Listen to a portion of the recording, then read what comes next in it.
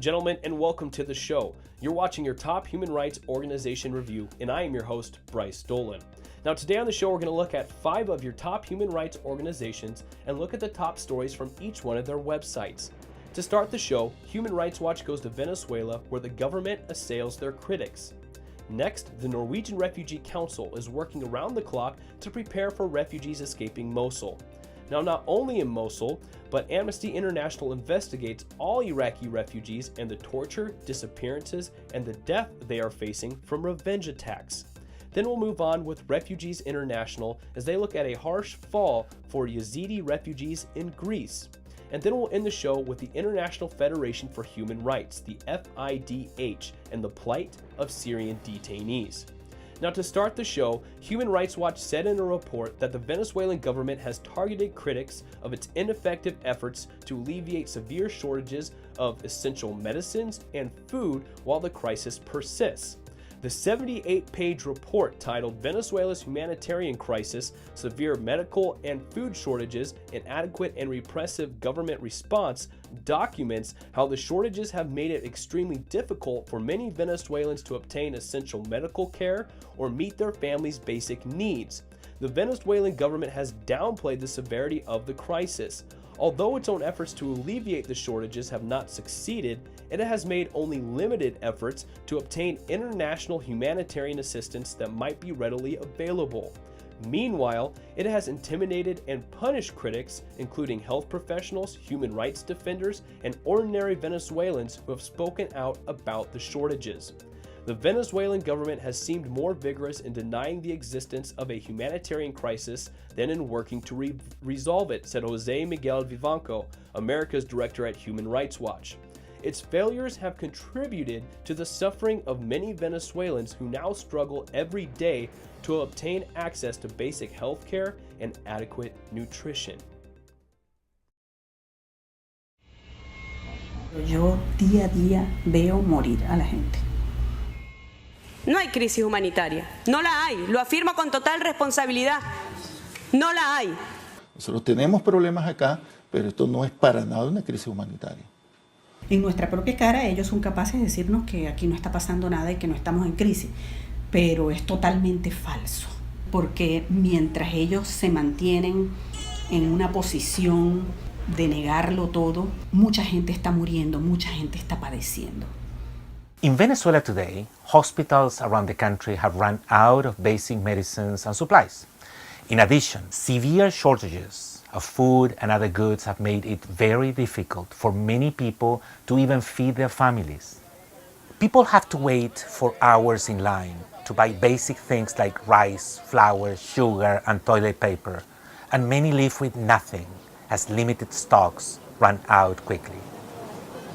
A veces 3 días o la misma semana haciendo cola, durmiendo en la calle, durmiendo en la acera, para tener un número y ese otro día poder ir a comprar. Con estas 14 horas que yo tengo aquí de trasnocho, a lo mejor me llevo 2 kilos de harina para mi familia. El gobierno dice que aquí no hay crisis, que aquí no pasa nada en Venezuela. No, guara, que se venga a hacer cola y el gobierno a ver si es verdad. Many people rely on goods that are price controlled by the government because they cannot afford to buy food at unregulated prices or on the black market. Por familia, donde si usted tiene 4 miembros de familia, usted tiene derecho a comprar una bolsa de productos regulados. Pero ¿qué trae, por favor, la bolsa de productos regulados? Una leche, 2 pastas, 3 harinas, una leche condensada para un mes. Ahora esta situación de la comida es primera vez que pasa. Antes que se comía por comer los plátanos, ahora ni los plátanos se pueden comer, de lo caro que está. No tenemos ni para el almuerzo y para los niños. Y bueno, hay que sobrevivir. Y enseñarles a ellos a decir, no hay, espérense, mañana, pasado. Y eso a mí me da dolor. Porque yo no importa, ya yo estoy pasando. Pero estos niños que están empezando a vivir. I encourage you to watch the full 8-minute video that can be found with this article on the Human Rights Watch website.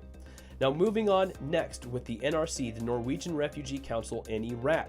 With the assault just launched by Iraqi forces to retake the city of Mosul, the Norwegian Refugee Council warns that the fate of some 1.2 million Iraqis is now in grave danger.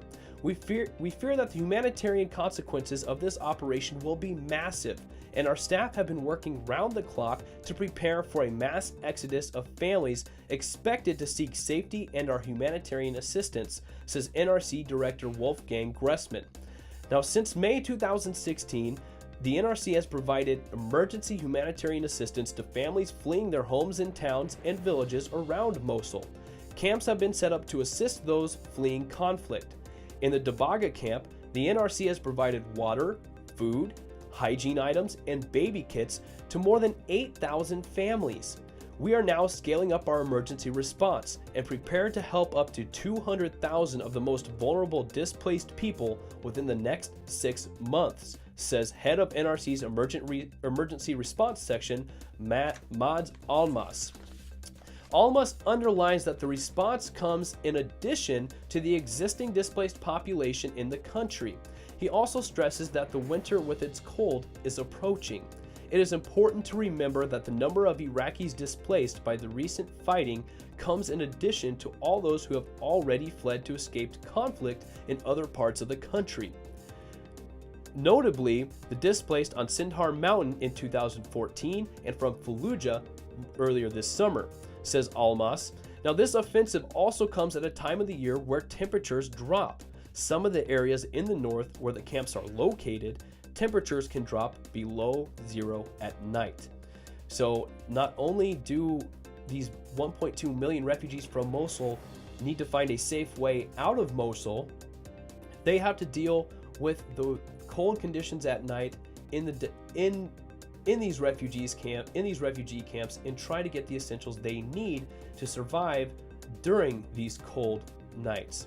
Now, moving on to Amnesty International. Paramilitary militias and government forces in Iraq have committed serious human rights violations, including war crimes by torturing, arbitrarily detaining, forcibly disappearing, and extrajudicially executing thousands of civilians who have escaped areas controlled by the armed group calling itself the Islamic State. Now, the report titled "Punished for Audacious Crimes, Displaced Iraqis Abused by Militias and Government Forces" exposes the terrifying backlash against civilians fleeing Islamic State-held territory, raising alarm about the risk of mass violations as the military operation to recapture the Islamic State-held city of Mosul gets underway. Now, the report is based on interviews with more than 470 former detainees, witnesses, and relatives of those killed, disappeared, or detained, as well as officials, activists, humanitarian workers, and others. After escaping the horrors of war and tyranny of the Islamic State, Sunni Arabs in Iraq are facing brutal revenge attacks at the hands of militias and government forces and are being punished for crimes committed by the group, said Philip Luther, Research and Advocacy Director for the Middle East and North Africa at Amnesty International. Iraq is currently facing very real and deadly security threats from the Islamic State, but there can be no justification for extrajudicial executions, enforced disappearances, torture, or arbitrary detention. As the battle to retake Mosul gets underway, it is crucial that the Iraqi authorities take steps to ensure these appalling abuses do not happen again. States supporting military efforts to combat the Islamic State in Iraq must demonstrate they will not continue to turn a blind eye to violations. Now, the predominantly Shia militias involved in abuses, known as the Popular Mobilization Units, have long been backed by the Iraqi authorities, which have provided them with financial support and weapons. They were officially designated part of the Iraqi forces in February of 2016. The government's responsibility for these violations cannot be ignored, and states supporting or participating in the ongoing military effort to combat the Islamic State in Iraq should have rigorous checks in place to ensure that any support or equipment they provide does not contribute to any more of these abuses. So essentially, These people are being driven from their towns, their villages by the Islamic State, and then government forces, security forces are coming in and blaming these refugees for crimes that the Islamic State committed. So, unfortunately, these refugees just do not have a winning path to go down right now, and unfortunately are all in grave danger. But moving on next to Refugees International, as they take us to a Yazidi refugee camp near Mount Olympus, Greece. The Petra camp in Greece holds hundreds of tents and is home to over 1,200 Yazidi asylum seekers, where women bake bread outside and children play in the bitter cold. The Greek government set this camp up on the site of an old psychiatric hospital, and the conditions are shocking.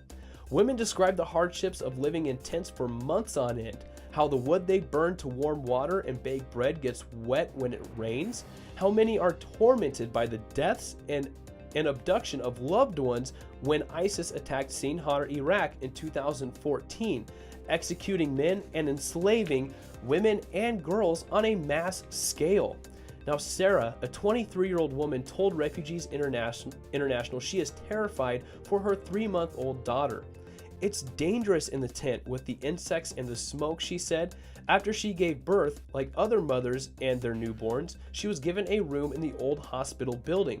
But after 2 months, she returned to her tent. I left the rooms for others with smaller babies, she said. Now, during her pregnancy, the toilets were the hardest part, she said. She had to walk from her tent to the row of chemical toilets, afraid she would fall, her fear exacerbated by her loss of a child during her first pregnancy, when she fled into the Sinjar Mountains. I've lost a child, I don't want to lose another. Now, like the asylum seekers near Mount Olympus, thousands of others are living in camps on the Greek mainland and islands as they wait for their claims to be processed so they can move on to another country or stay in Greece as refugees. Now, there are 60,000 asylum seekers and migrants in Greece, 87% of them from Syria, Afghanistan, and Iraq. Now, depending on their nationality, family links, and the date they arrived in Europe, a complicated range of options are available to them. Refugees can apply to join a family member in another European Union country or to be transferred to another country under the European Union's relocation scheme, which should allow a total of 160,000 asylum seekers in Greece or Italy to travel to another European Union country and apply for asylum once there. But so far, only 4,846 have been relocated from Greece and 1,391 from Italy. The European Union countries have been reluctant to provide a meaningful number of relocations, and the process is taking months. A 33-year-old mother of 5 from Sinjar told Refugees International her interview for the European Union relocation scheme is set for April 2017. Now, to end the show, the International Federation for Human Rights, the FIDH, takes a look at the plight of Syrian detainees. According to the Syrian Network for Human Rights, between March 2011 and June 2016, no less than 12,679 were killed due to torture, 99% of them at the hands of the Syrian regime forces. Torture is systematic, aimed at breaking, humiliating, and spreading terror among the whole civilian population as a collective punishment for the uprising. Along with torture, the Syrian regime has also systematized the use of enforced disappearances, a practice targeting women and men, minors and adults, sick or healthy prisoners. Now, 5 years after the start of the Syrian uprising, thousands of detainees are languishing in government prisons in appalling conditions. Indeed, between 2011 and 2015, the Syrian Network for Human Rights documented the arrest and detention of more than 117,000 people, mostly by government security forces. Now, the Syrian Observatory for Human Rights put the number at 500,000 detained and disappeared during the same period. These mass atrocities, which violate principles of international humanitarian law and human rights law, continue to take place in Syria today. Yet, despite the clear evidences of torture in detention centers and prisons and the wider indiscriminate attacks against the civilian population, the international community failed in taking sufficient actions. Now, ladies and gentlemen, I encourage you to check out all of these articles on their respected websites with their human rights organization. You can find the direct link to all of these articles below in the description. Please subscribe to our YouTube channel, give us a like on Facebook, or follow us on Twitter. But that does it for your top human rights organization review, ladies and gentlemen, and thank you for watching. I was your host, Bryce Dolan.